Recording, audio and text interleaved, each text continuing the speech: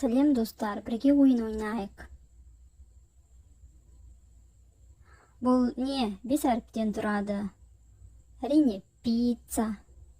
Осы 3 сурет қандай туысқан атауы? Бауырлар. Өте дұрыс. Дайынсың ба?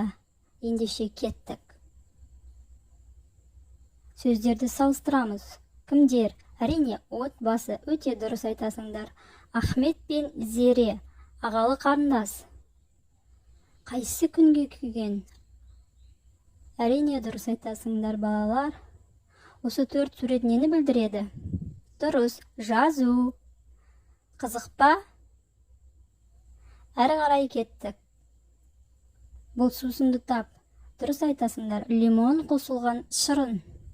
Балалар не жемекші? Дұрыс, балмұздақ. Бұлар кімдер? Ұлт өкілдері. Өте дұрыс балалар. 4 сурет қандай сөзді құрайды? Ойын ұнады ма? Ендеше жазылып кетеміз. Жарайсыңдар.